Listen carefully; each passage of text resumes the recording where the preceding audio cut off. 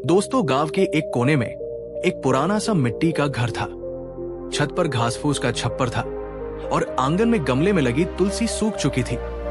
यही माधव का घर था। उसकी उम्र लगभग 35 वर्ष थी, पर चेहरा ऐसा लगता मानो 50 वर्ष पार कर चुका हो। आंखों के नीचे काले घेरे और माथे पर चिंता की रेखाएं थी। सुबह का समय था। गांव के लोग अपने अपने खेतों की ओर जा रहे थे, कोई हल लेकर तो कोई बैलगाड़ी में बीज लेकर। लेकिन माधव खेत की ओर नहीं, पेड़ के नीचे बैठकर सिर थामे हुए आकाश की ओर देखकर कह रहा था, हे भगवान, ये मेरे किस जन्म का पाप है जो इतना दुख दिया। इतनी मेहनत करता हूं, फिर भी फसल बर्बाद हो जाती है, बच्चे भूखे सोते हैं और मैं बस चिंता में जलता रहता हूं। तभी पत्नी सीता अंदर से आई। उसके हाथ में 2 सूखी रोटियां थी और वह बोली, माधव, यही बचा है, थोड़ा नमक है, उसी से खा लेना।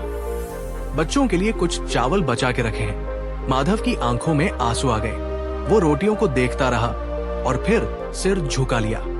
उस रात वो नींद में भी बेचैनी से करवटें बदलता रहा। कभी बच्चों के रोने की आवाज कानों में गूंजती, कभी साहूकार की धमकियां सुनाई देती।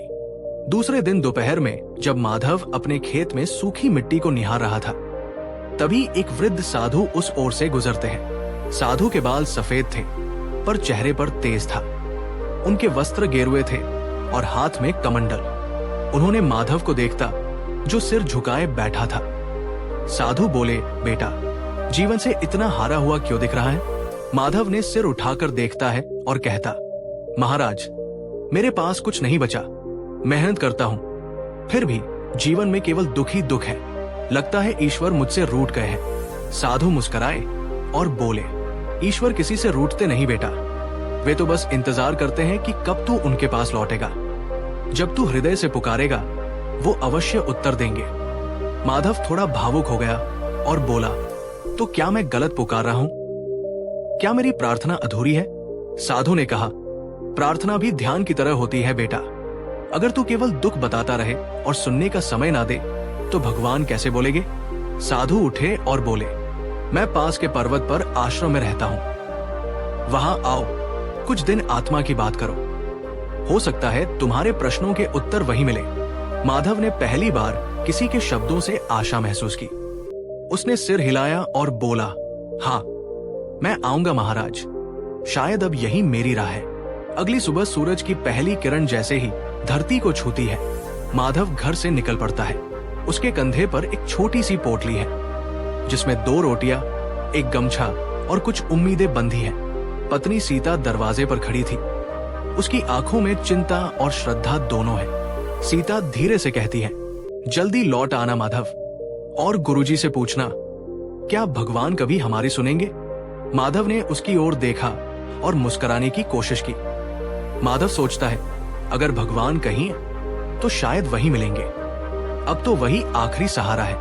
पर्वत की ओर चढ़ाई आसान नहीं थी। पगडंडी रास्ता कभी संकरी हो जाती तो कभी घनी झाड़ियों के बीच खो जाती।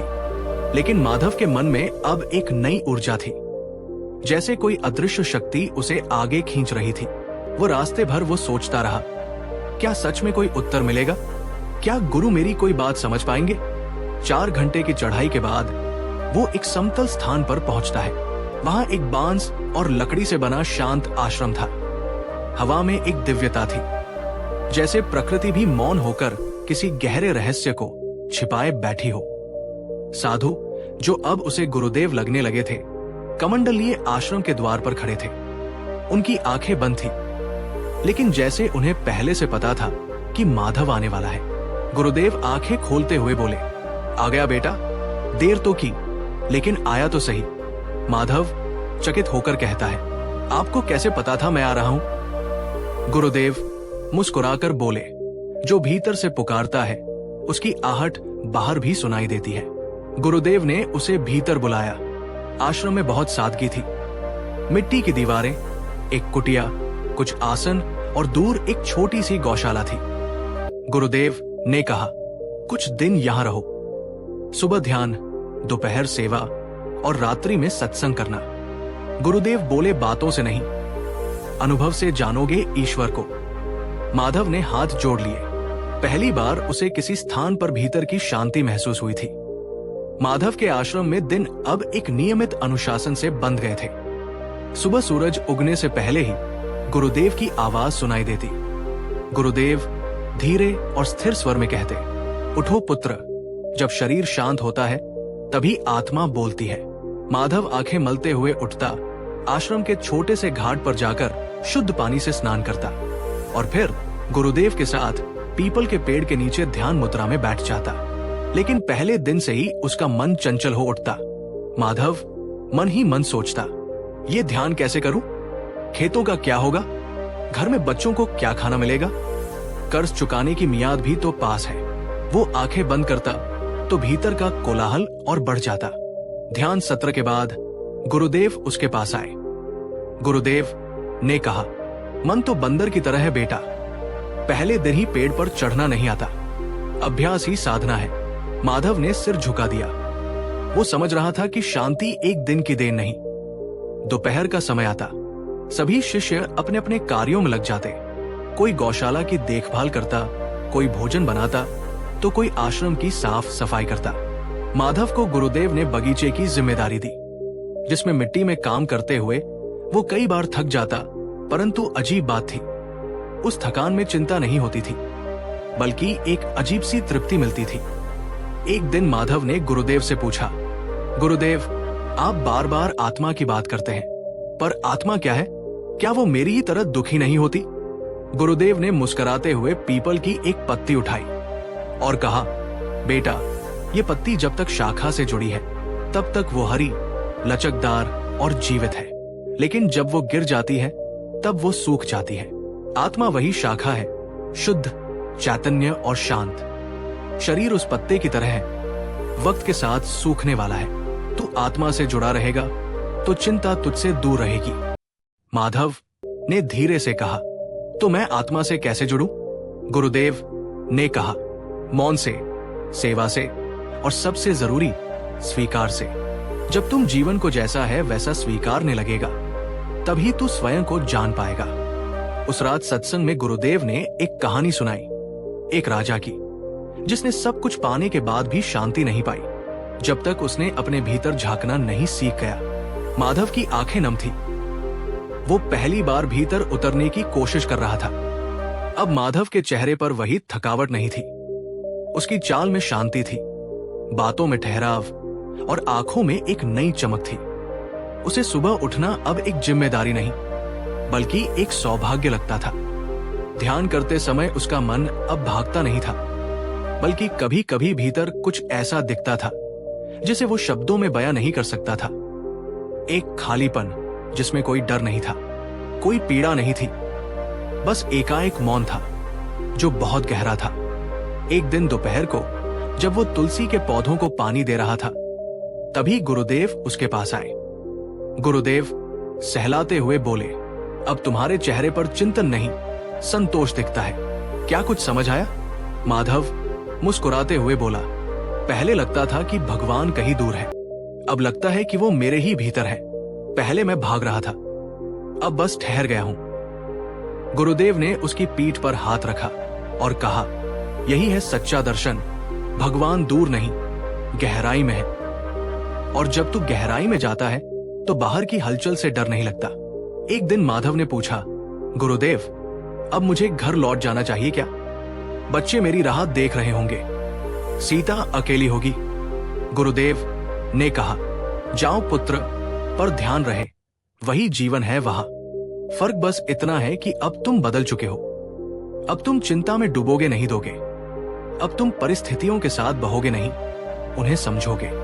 गुरुदेव ने उसे एक छोटी सी माला दी और कहा, जब भी मन डगमगाए तो इसे पकड़ लेना, ये तुम्हें याद दिलाएगी कि तुम कौन हो। घर लौटते समय माधव पहाड़ी से नीचे उतर रहा था, पर अब उसका मन भारी नहीं था। रास्ते में वही झाड़ियां, वही मोड़, लेकिन अब वे डरावने नहीं लग रहे थे। रास्ते का हर पेड़, हर पत्ता जैसे मुस्कुरा रहा था। गांव पास आ रहा था, दूर से घर की छत नजर आई। बच्चे आंगन में खेल रहे थे, सीता कपड़े सुखा रही थी। जैसे ही उसकी नजर माधव पर पड़ी, वो दौड़ती हुई उसके पास आई। सीता, रोती हुई बोली, इतने दिन कहाँ रहे? क्या भगवान से मिलाए? माधव धीरे से आंखें खोली और बोला, हाँ सीता, भगवान से नहीं, खुद से मिलकर आया हूं। माधव के लौटने के बाद घर का माहौल ही बदल गया था। वही मिट्टी का घर, वही टूटी चारपाई, वही अध की रोटियां। लेकिन अब माधव की दृष्टि में सब कुछ पावन था। रात का समय था। माधव आंगन में बैठा था। बच्चे उसके पास बैठे थे। सीता रसोई में चूल्हे की आंच पर रोटियां सेंक रही थी। बच्चों ने मासूमियत से पूछा, बाबा आप कहाँ गए थे? माधव मुस्कुराते हुए कहा, उदास स्माइली, गुरुजी के पास गया था बेटा। जहां जाकर मैंने सीखा कि भूख मिटाने से ज्यादा जरूरी है मन की शांति पाना। दूसरा बच्चा कहता है, क्या भगवान ने आपसे बात की? माधव थोड़ी देर चुप रहकर कहता है, हां, उन्होंने कहा, जब तू खुद तभी मुझे पाएगा। रात को जब सीता और माधव अकेले बैठे तो उसने धीरे से पूछा, क्या अब सब कुछ ठीक हो जाएगा? माधव ने कहा, सब कुछ तो पहले जैसा ही है सीता, खेत वही है, कर्ज वही, पर अब मेरा मन वैसा नहीं है। अब मैं डरूंगा नहीं, हारूंगा नहीं। अब मैं हर दिन को सेवा समझकर जीऊंगा। माधव ने अगली सुबह से ही घर को एक नया रूप देना शुरू किया। खेतों में मेहनत पहले से ज्यादा की, लेकिन अब हर बीज बोते समय उसके मन में प्रार्थना होती, हे प्रभु, जो भी दे श्रद्धा के साथ दे। वो अब गांव के लोगों को भी सत्संग के लिए बुलाने लगा। पीपल के पेड़ के नीचे एक छोटा सा चबूतरा बनवाया और वहां शाम को कथा सुनाता, गुरुदेव की बातें, आत्मा का रहस्य और जीवन का अर्थ बताता। धीरे धीरे लोग उसकी ओर आकर्षित होने लगे। जो पहले उसे एक टूट चुका किसान मानते थे, अब उसे ज्ञानी माधव कहने लगे। एक दिन गांव के साहूकार ने उसे बुलाया। साहूकार थोड़ा नरमी से कहता है, माधव, पहले तुम हर बार कर्ज चुकाने से डरते थे, अब इतना शांत कैसे? माधव धीरे से मुस्कुराकर कहा, जब डरता था तब खोता था, अब समझता हूं, इसलिए बचा रहा हूं। मेहनत अब बोझ नहीं, साधना बन गई है। साहूकार चुप रह गया। उसे समझ नहीं आया, लेकिन वो माधव की आंखों की शांति को नजरअंदाज नहीं कर सका।